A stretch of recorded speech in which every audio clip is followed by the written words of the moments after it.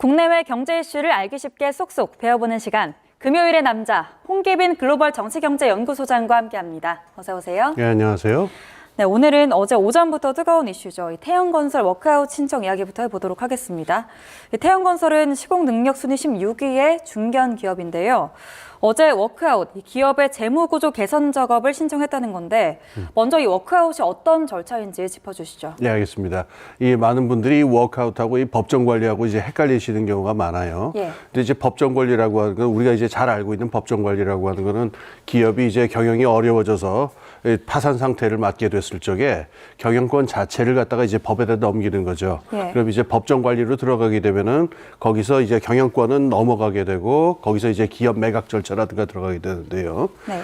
이 워크아웃은 경영권이 넘어가지 않습니다. 경영권이 넘은 상태에서 그 채권단을 갖다가 재조직하는 거죠. 예. 그러니까 지금 그 돈을 꿔줬었던 은행이라든가 이런 주요한 채권자들이 모여가지고 앞으로 더 꿔줄지 그리고 지금까지 나왔었던 채무를 갖다가 상환 기간을 연장을 한다든가 이걸 어떻게 할지 한마디로 이 채무의 구조조정이 되는 거고 이 기업 경영권은 남아 있습니다. 예. 그래서 보통 이야기할 적에 법정 관리보다 좀 더 기업 회생 가능성이 높다고 얘기하는데 예. 하지만 기업 경영권이 남아 있다고 하더라도 채권단이 요구하는 바에 대해서 철저하게 응해야 될 의무가 있죠. 예, 그러면 일단은 신청이 받아들여지는지도 좀 지켜봐야 할 부분인 예. 거고요. 지금 태형건설이 어느 정도 심각한 상황이길래 이걸 신청했습니까? 예, 태형건설 이 사태가 시작된 거는 뭐 여러 번 얘기 나왔지만은 예. 성수동 오피스텔 그 건축 현장에서 500억이 안 되죠. 400억 정도의 이 채권이 만기가 돌아왔는데 예. 그걸 갚지 못하면서 이게 시작이 됐다고 그래요. 그래서 이제 그걸 기화로 지금 그 태형건설의 상황을 보니까 시공 능력으로 봤을 적에 한 35위 정도까지 있는 건설사들 쭉 비교를 해봤을 적에 예. 자본하고 부채 비율이 가장 높습니다. 한 5배 정도가 돼요. 그런데 그 5배 중에서, 그 5배가 되는 부채 중에서도요, 한 70% 이상이 이 프로젝트 파이낸싱 관련한 걸로 알려져 있어요. 예. 그러니까 지금 주요 건설사들 중에서 이 프로젝트 파이낸싱에 대한 노출이 가장 큰 기업이다. 그래서 이 태형건설이 여러 가지 문제가 있다라고 하는 얘기는 그전부터 많이 돌고 있었습니다. 예. 이 프로젝트 파이낸싱 관련해서 얘기가 나오면서 우발 채무라는 말이 나오던데 그 네. 개념을 한번 설명해 주시죠. 우발 채무요. 예. 이게 그러니까 채무라고 하는 것이 이제 정확하게 이제 채권을 발행한다든가 해가지고 정확하게 올라와 있는 채무가 있고요. 네. 근데 보증을 선다라든가 하는 거는 이 보증을 서는 거는 이게 채무가 될 수도 있고 안 될 수도 있잖아요. 예. 여차하면 채무가 될 수도 있지만 네. 이런 걸 이제 우발 채무라고 합니다.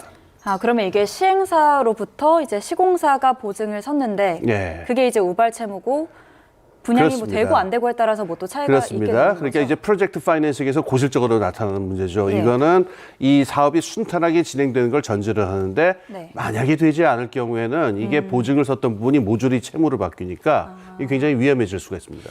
예, 이번 워크아웃이 또 주목을 받는 게 비단 태형건설만의 문제가 아닐 수 있다는 점이거든요. 이게 건설업계의 타격이 어느 정도 지금 우려되고 있죠? 건설업계 지금 요걸 기화로 해가지고 다른 건설업계들 얘기도 나옵니다만은 예. 뭐 여러 수치들도 있고 뭐 쭉 얘기 나오니까 제가 반복할 필요는 없습니다만은 예. 비일비재한 상황이 아니냐. 다른 건설사들도 태형건설사하고 정도는 다르지만 거의 비슷한 상황이다. 예. 왜냐하면 이게 구조적으로 발생한 게 태형건설사가 뭐 이렇게 경영을 크게 잘못했다거나 무슨 큰 사고가 있었다라기보다도 네. 지금 프로젝트 파이낸싱에 걸려 있는 분양 경기 전체가 안 좋아서 발생한 문제거든요. 예. 그러니까는 지금 여기서 지금 건설사들이 지금 긴장하고 있는 거는요. 이번 일을 계기로 해서 건설사들 전체에 대한 신용 등급이 내려갈 위험이 있습니다. 일단 네. 태형건설이 지금 법정 관리를 저희 워크아웃을 신청을 했으니까 신용 등급이 당연히 내려가겠죠. 예. 그럼 다른 건설사들도 신용 등급이 내려가는데 신용 등급이 내려가게 되면은 채권을 발행한다든가 했을 적에 자본을 조달할 적에 비용이 더 들어가기 때문에 예. 재무 상태가 좀 더 안 좋아지는 이 악순환의 과정으로 들어갈 수가 결국 있습니다. 순익에도 또 영향을 주게 되는 거네요. 네, 그렇습니다. 예, 그럼 이게 어쨌든 다른 대형 건설사들뿐만 아니라 공급업체나 협력업체도 하도급에까지 타격을 줄 수 있을 것 같은데요. 네, 당연하죠. 그러니까 예. 지금 정부에서도 가장 촉각을 세우고 있는 부분일 것 같은데요. 지금 태형건설사의 문제가 지금 프로젝트 파이낸싱 부분에서 걸려있는 이 문제 때문에요. 아예 착공 자체를 못한 그 사업장이 절반이 넘는다고 지금 알려져 네. 있어요. 그러니까는 지금 많은 하도급 업체들이 과연 대금을 제대로 받을 수 있을까? 이 중에 이제 건설공제조합에 들어가 있어서 다 이렇게 받을 수 있는 데도 있지만은 예. 그렇지 않은 데도 있습니다. 그래서 지금 초미의 관심사는 이 채권단에서 어떤 결정을 내리느냐. 여기에 따라서 그 상황 여부 결정됩니다만은 예. 1차뿐만 아니라 2차, 3차 하도급 업체들이 있죠. 예. 이 업체들이 어떤 영향을 받을지도 지금 큰 걱정입니다. 한 가지가 더 있습니다. 예. 하도급 업체 말고 또 영향을 받을 수 있는 부분이요. 이 태영건설에서 지금까지 발행한 회사채라든가 기업어음이라든가 프로젝트 파이낸싱 담보부 채권 같은 것들이 있는데 네. 이걸 소지한 사람들은 지금 굉장히 뭐라 그럴까 불리한 위치에 있게 되죠. 그래서 의도치 않게 피해를 입는 사람들도 있을 수 있습니다. 예, 여러모로 지금 파장이 커질 수가 있겠는데요. 어쨌든 시공사가 보증을 섰고 돈을 빌려준 건 또 금융기관들이잖아요. 그렇죠. 은행권뿐만 아니라 뭐 증권사나 제2금융권까지 다 지금 파장이 또 미칠 수가 있겠죠. 예. 우선 닥친 문제부터 보게 되면요. 예. 지금 신용등급이 내려가게 되면은요, 이 대손 충당금을 쌓아야 됩니다. 이 리스크에 대해서 충당하는 그 범퍼를 갖다가 더 확보를 해야 되니까 예. 은행 입장에서는 수익이 줄어들게 돼요. 수익으로 들어올 수 있는 돈의 상당 부분을 이쪽으로 돌려야 되니까는요. 그리고 당연히 지금까지 꿔줬었던 어떤 이 프로젝트 파이낸싱에 노출되었었던 대출들을 갖다가 다 재검토를 해봐야 되는데 예. 은행 부분은 좀 그래도 좀 건전하다라고 이야기됩니다만은 증권사라든가 여전사라든가 하는 이 제2금융권에 있는 기관들은 예. 지금 브릿지론 같이 좀 더 위험이 큰 부분에 집중돼 있기 때문에 예. 지금 그 금융 부분 전체가 지금 긴장 상태에 있는 거죠. 지금 방금 말씀해주신 브릿지론도 한 번만 설명해 주시죠. 예, 브릿지론은 이 프로젝트 파이낸싱은 두 단계로 나눠지게 되는데요. 예. 그 실제 공사로 들어가기 전에 토지를 매입한다든가 이제 허가를 받는다든가 하는 부분이 있고 이 땅을 다 마련을 해서 이제 시공사를 거쳐서 이제 그야말로 공사가 들어갈 때 단계 이걸 본 프로젝트라고 해요. 네네. 근데 이 브릿지론 부분은 실제 본 공사로 들어갈 수 있을지 없을지가 정말 불투명하기 때문에 네. 좀 더 리스크가 큰 부분의 대출이라고 말할 수 있어요. 그러니까 약간 중간 단계 대출이라고 그렇죠. 할 수 있는 거죠. 글자 그대로 브릿지, 다리를 놓는 거죠. 예, 그러면 결국에 이 워크아웃 신청이 받아들여지느냐가 말씀하신 대로 좀 중요할 텐데 네. 이 신청을 하는 단계에서 태영건설이 그럼 어떤 부분을 제출해야 하는 거죠?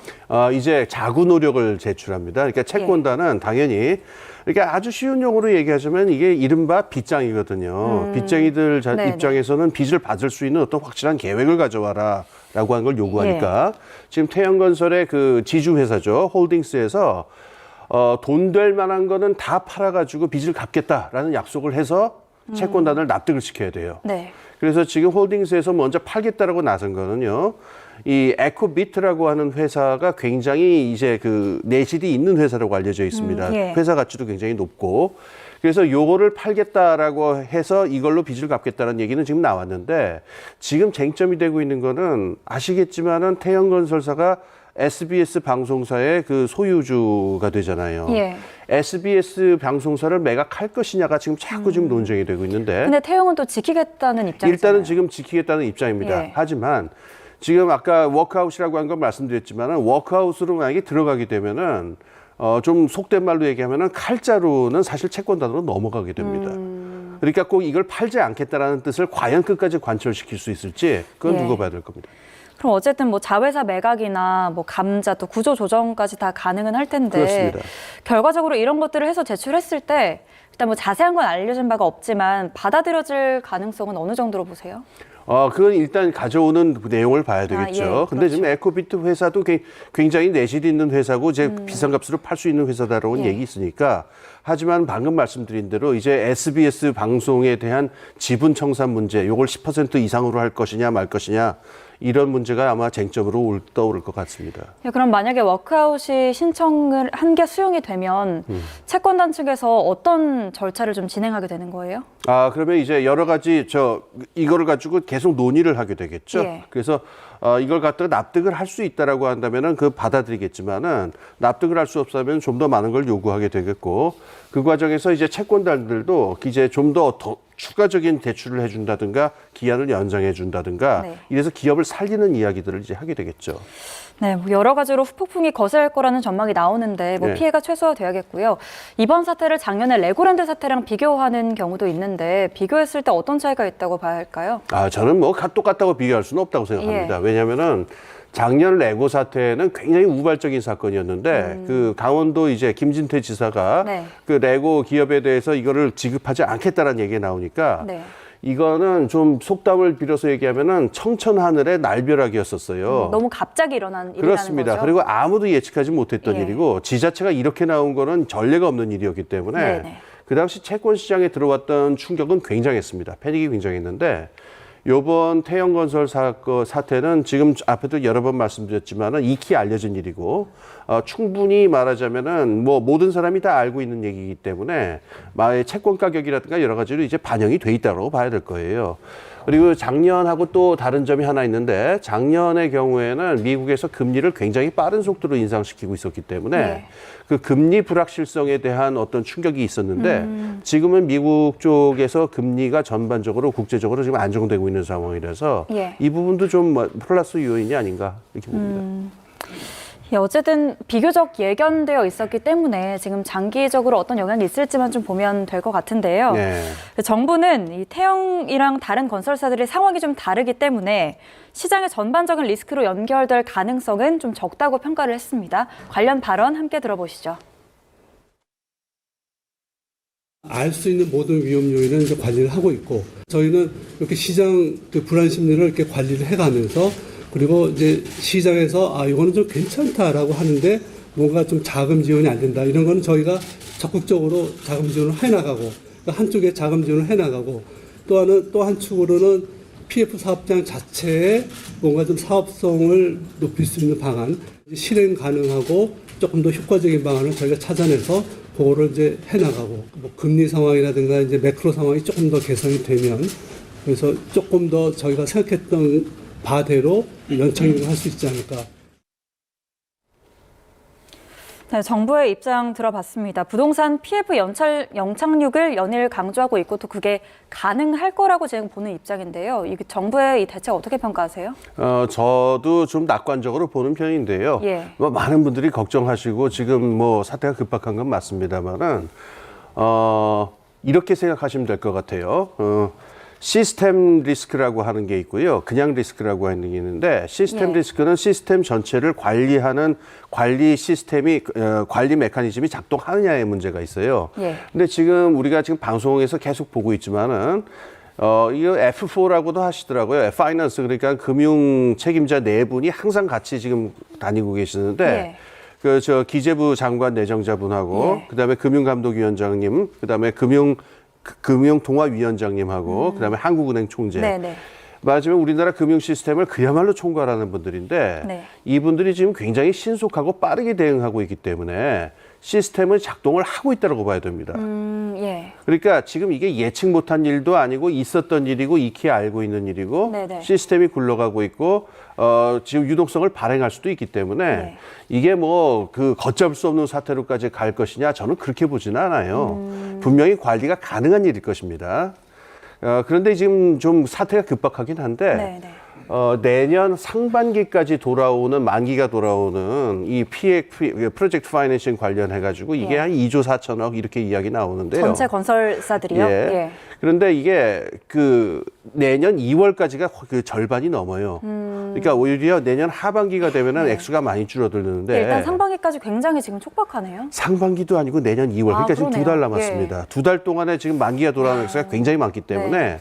지금 이 시스템이 굉장히 뭐라 그럴까 초미의 어떤 촉각을 세우고 대응을 해야 되는 건 맞습니다만은 예.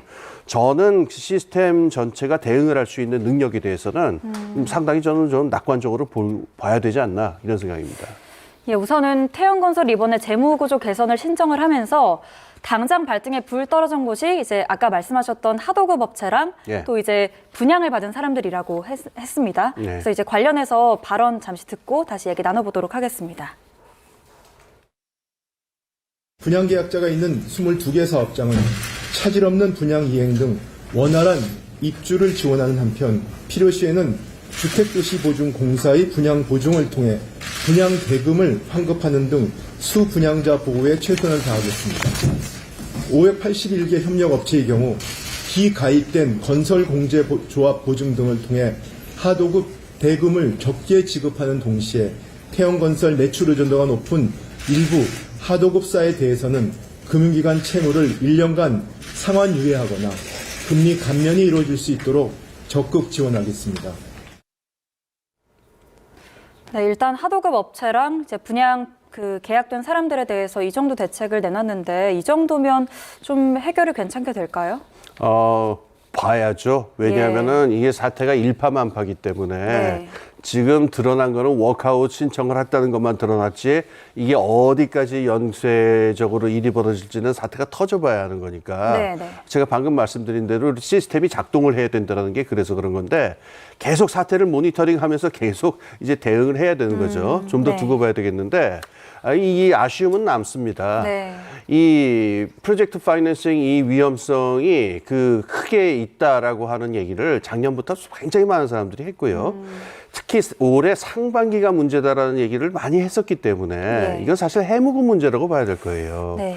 그러니까 여기서 옥석을 가린다든가 이런 준비를 한다든가 하는 거를 지금 이렇게 서두르는 느낌을 좀 봤는데 네. 이건 좀 일찍 시작되었어야 하지 않는가라고 하는 아쉬움이 남습니다. 결과적으로 뭐 약간 늦은 감이 있기는 하지만 그래도 네. 뭐 시스템적으로 뭐 좀 네, 시스템이 붕괴하거나 시스템 자체에 지금 손상이 간 것은 아니기 때문에 네. 너무 전체적으로 이렇게 패닉에 빠지거나 하는 일은 없었으면 좋겠습니다. 예, 알겠습니다. 그럼 끝으로 이제 우리 시장이 이런 부동산 PF라는 문제를 떠안고 새해를 맞이하게 됐는데요. 네. 내년 경제 전망이랑 우려 간단하게 짚어주시죠. 예, 제가 절대로 안 하는 것 중에 하나가 이 전망이나 예언인데요. 예. 근데 한 가지는 좀 지적하고 넘어가야 될 게 있습니다. 네네. 올해 참 이건 문제가 됐었던 게 있는데 이 섣부른 예측 같은 게 굉장히 역작용을 낳은 게 있어요. 대표적으로 상저하고라고 하는 말이 올해 굉장히 많이 나왔거든요. 예, 많이 들어봤습니다. 상반기에는 상황이 안 좋지만 하반기에는 좋아질 것이다라는 얘기인데 이걸 왜 근자감이라는 말도 있지만 이거는 근자감하고 또 달라요. 근거가 뭔지 모르겠는데 낙관적인 예측을 하거든요. 근데 이 상저하고라는 말을 갖다가 상당히 책임 있는 자세를 취해야 되는 정부 관료라든가 이런 분들까지 이런 말씀을 하세요. 예. 그런데 여기서 우리가 근거가 분명치 않은 상황에서 어떤 섣부른 예측 같은 걸 가지고서 이게 막 시중에서 이게 확대 재생산돼 가지고 이런 식으로 이야기가 흘러가는 것을 조심할 필요가 있지 않은가. 상저하고 같은 이야기를 했다가 올해 좀 여러 가지 어긋난 부분들이 많은데 예.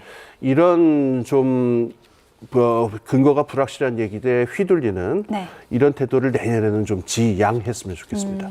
네, 알겠습니다. 새해 또 이제 경제 이슈들 같이 짚어보도록 하겠습니다. 네. 네, 오늘 홍기빈 글로벌 정치경제연구소장과 함께했습니다. 고맙습니다. 예, 감사합니다. 네.